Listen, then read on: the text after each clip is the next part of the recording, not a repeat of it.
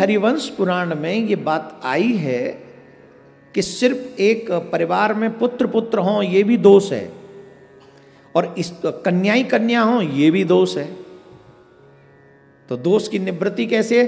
बोले पुत्र और पुत्री दोनों होने चाहिए। कैसे महाराज, क्यों? बोले सपोज पुत्र ही पुत्र हुआ, बहू लाओगे, वो कन्यादान करेगा, और वो कन्यादान करेगा तब जब तुम दान लोगे, तो दान लेना कोई बड़ी बात थोड़ी है।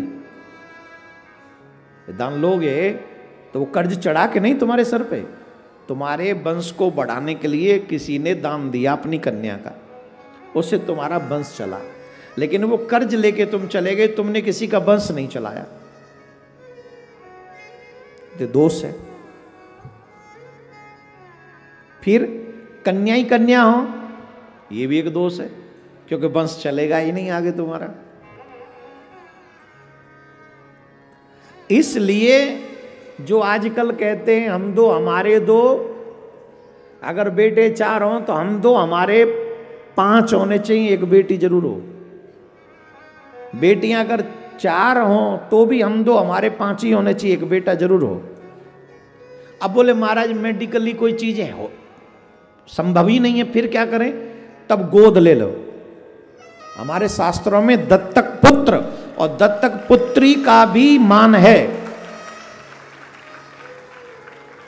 समझ लीजिए। दत्तक पुत्र और दत्तक पुत्री दोनों ही हम लोग ले सकते हैं, लेकिन याद रखे अगर दत्तक पुत्री ली है तो उसके साथ व्यवहार बेटी जैसा ही हो, वरना नरक में ठौर नहीं मिलेगा। कहीं ऐसा ना हो बोले अरे ठीक है अब ले ली तो क्या करें, ले लिया तो ऐसा नहीं चलेगा। वैसा ही व्यवहार हो जैसे अपने बच्चों से, उसी का नाम धर्म का पुत्र पुत्री होती। इसलिए दोनों का होना परमावश्यक है। भगवान के यहाँ 10-10 पुत्र हैं, लेकिन एक एक बेटी भी सभी रानियों पे है। तो टोटल कितने हुए? रानी है भगवान की 16,100, तो 10-10 पुत्र हैं और एक एक पुत्री हैं। टोटल संतान बताओ कितनी?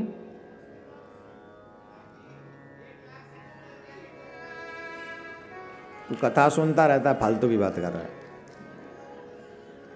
तेरा गूगल खराब है, कथा सुनता रहता है इसलिए बोल गया। तुम पढ़े हो? कितने हुए टोटल? आपसे पूछ रहे हैं, आपसे। हाँ, नहीं बताओगे? अच्छा, कौन बताएगा तुम्हें? तो जो कथा सुनते हैं उनसे नहीं पूछ रहे, जो कथा नहीं सुनते, जो पहली बार सुन रहे हैं उनसे पूछ रहे हैं। और इंग्लिश मीडियम में पढ़ते हैं। फिलहाल तो 2 साल से तो चल ही नहीं रहा, लेकिन हमारे जो चल भी रहा है उनका गणित बड़ा अच्छा है, बड़ा विचित्र है गणित। 12 में पढ़ने वाले एक बच्चे को 67 नहीं पता था। बेंगलोर हम गए थे, हिंदी की गिनती नहीं आती हमारे बच्चों को। बोलो राधे राधे। तो भगवान की टोटल संतान हुई 1 लाख कितनी? बेटा बेटी न्यू तो जोड़ ले, 1,77,188 ये भगवान की टोटल संतान है। 1,77,188, 1,77,188 बच्चे हंस रहे होंगे, oh my god it's too much. बेटा don't forget he is god, वो भगवान है, हम सबका बाप है।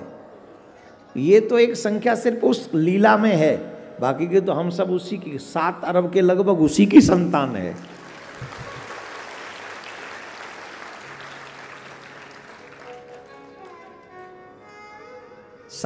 लगभग 7 अरब की लगभग संख्या है, जनसंख्या, ये सब उसी की तो है, और किसकी है ना? तो भगवान, लेकिन सुनिए, मैं प्रत्येक सनातनी से एक निवेदन करूंगा। तुम कहते हो तुम्हारे बच्चे तुम्हारी बात नहीं मानते, उसके पीछे रीजन तुम्हारे बच्चे नहीं, तुम ही हो। क्या तुम इस लायक हो कि तुम्हारे बच्चे तुम्हारी माने? Just question for your self. एक बार पूछिए अपने आप से, क्या तुम इस लायक हो कि तुम्हारे बच्चे तुम्हारी बात माने? I am sure you are not. तुम इस लायक नहीं हो कि तुम्हारे बात तुम्हारे बच्चे माने। क्यों महाराज? बोले हम बताते हैं, सुनो। क्या तुम अपने माँ बाप की मानते हो? क्या तुम अपने पुराण की मानते हो? क्या तुम अपने भगवान की मानते हो? क्या तुम भगवान के बताए हुए मार्ग पर चलते हो? नो। जब विपत्ति पड़े तो जय जय जय हनुमान गोसाई कृपा करो गुरुदेव की नाही, जो सतबार पाठ कर जोई, छूटे बंद गंगा में जोई। कब? जब दुख आ जाए, और सुख आ जाए तो अब देख तो रहे हो कहाँ समय है कथा वथा सुनने का, टाइम नहीं। अब नो कहा कथा सुने के कोरोना के बाद घर देखें, बात तो सही है, लेकिन कोरोना में तुम्हारा घर कौन देख रहा था? तुम्हारा बाप। हाँ यस, तुम्हारा बाप वो देख रहा था।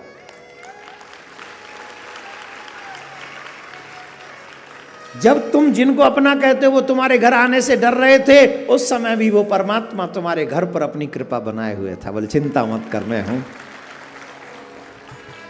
चिंता मत कर मैं हूं, वो कह रहा था ऊपर से।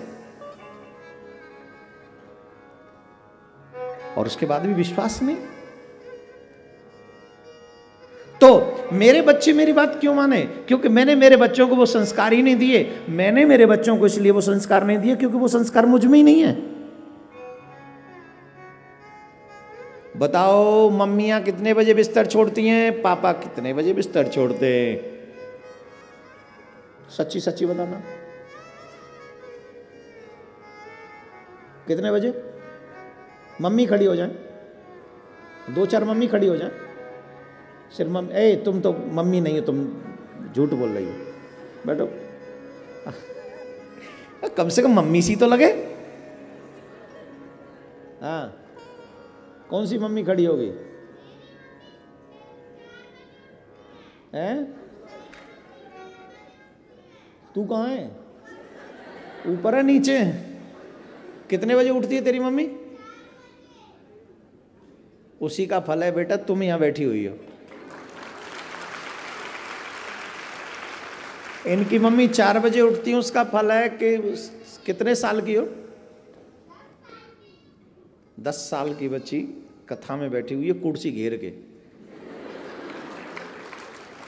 ये कितना शांत रहो बेटा, जिन जिन से पूछें वही बताओ, नहीं तो हम तो कथा रह जाएगी हमारी। अब सुनिए, तुम्हारे भगवान कितने बजे उठते हैं, बिस्तर छोड़ते हैं? 3:35 पे ठाकुर जी अपना बिस्तर छोड़ देते हैं। सर्दी हो, गर्मी हो, बारिश हो, कोई भी समय क्यों ना हो, जिन भगवान श्री कृष्ण को आप भगवान समझ के पूछते हैं, वो 3:35 पे अपना बिस्तर छोड़ देते हैं। और सबसे पहले सुनो ना, अभी मत बजाओ ताली, सीखो उनसे। 3:35 पर बिस्तर छोड़ने के बाद वो स्नान करते हैं, और स्नान के बाद वो फिर ध्यान करते हैं। और ध्यान, ये दिनचर्या उनकी।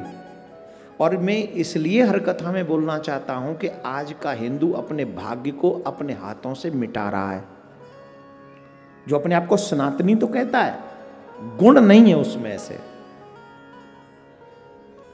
कौन है जिन लोगों ने तुम्हारे घरों में तुम्हें रात के 12-1 बजे तक जगने के लिए प्रेरित किया? और कौन है जो कहता है कि सुबह 9-10 बजे तक पड़े रहो, जरूरत नहीं है तो 12 बजे तक सोते रहो? किसने ये प्रेरणा दी?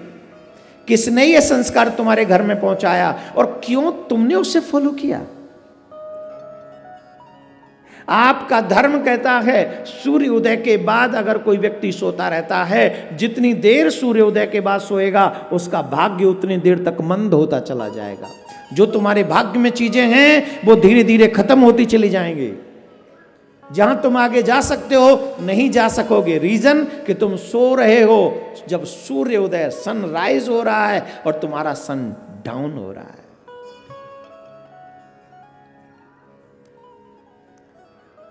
क्या बोलते हो उसको जब सूर्य अस्त होता है? सनसेट। Sunrise and sunset. आप अगर सूर्य उदय तक सोते रहे, मैं ये नहीं कहता कि 3:35 पे उठ जाओ, लेकिन लास्ट टू लास्ट 6 o'clock उठ जाओ। जब तक सूर्य उदय हो उससे पहले उठो, ये तुम्हारी गारंटी है। और सूर्य उदय से पहले कुछ भी करके नहा लो, कुछ भी करके नहा लो, चाहे पानी रात भर गर्म करके रखो, पर नहाओ। हाँ जी कि ना जी? तो ये संस्कार हमने अपने बच्चों को दिए, कहां से देंगे जब हम ही नहीं उठते हैं?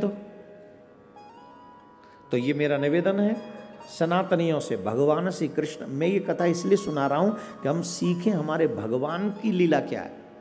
वो सुबह इतनी जल्दी क्यों उठते हैं? हमारे शास्त्रों में लिखा है जो जितनी जल्दी उठता है वो अपने भाग्य को उतना प्रबल करता है। अब आदमी जो उठेगा ही 9-10 बजे तो उसे दिन में कितने घंटे मिलेंगे काम करने के लिए, और जो उठ जाएगा 4 बजे 5 बजे तो उसे एक्स्ट्रा मिलेंगे ना 3-4 घंटे। जो कहते हैं कि हम पे समय नहीं है भगवान का भजन करने का, वो समय मिल जाएगा। और सुबह की वेला में भजन करने का फल कई गुना होता है, मन भी लगता है और फल भी अधिक होता है।